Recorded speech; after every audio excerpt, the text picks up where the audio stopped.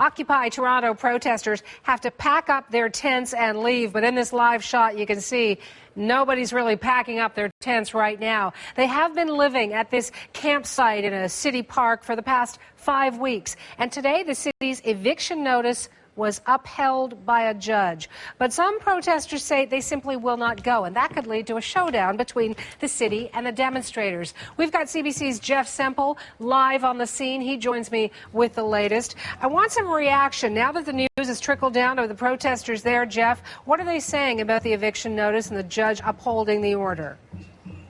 That's right, Suhanna. These protesters have now had a couple of hours to, as you say, sort of digest the news this morning from the judge upholding the city's move to evict the protesters from St. James Park here in downtown Toronto. Now, we did see a number of people essentially really breaking down in tears, embracing each other. A number of them have packed up their tents and since left the park. But as you can see, take a look, for the most part, most people remain defiant. They are still here. We've seen in the last hour or so a number of what they call solidarity circles, holding hands, chanting, "The people united will never be defeated." And they say they have no plans on leaving this park anytime soon. Now, of course, all of this comes after the decision from Justice David Brown handed down this morning.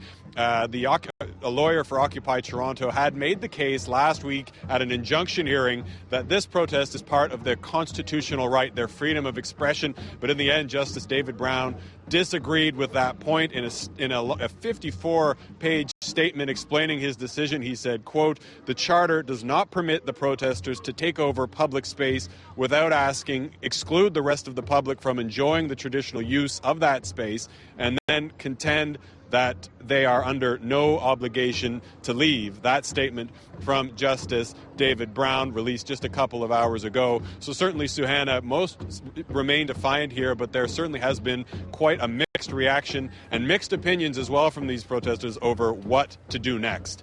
Jeff, when I spoke with you last hour, I think you'd mentioned that you were perhaps expecting something from Toronto's Mayor, Rob Ford. Any inkling since then of what the city might do?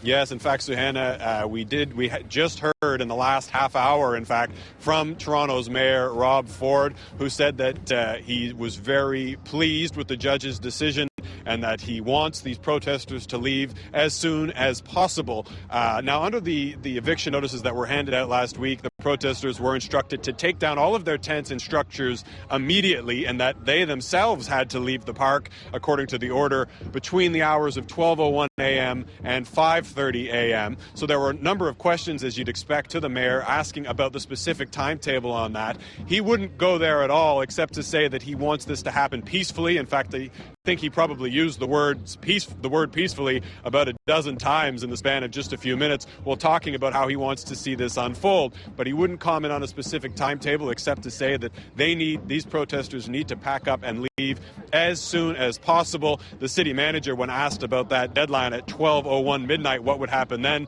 the city manager actually commented that he'd like to beat that timetable and get this done before that. So they say that they are sending down city staff to this park right now to help try and facilitate that move. No sign of any of them yet, Suhanna, but we will keep you posted on any developments as soon as we have them. Excellent. Thank you for that, Jeff. That's Jeff Semple in Toronto.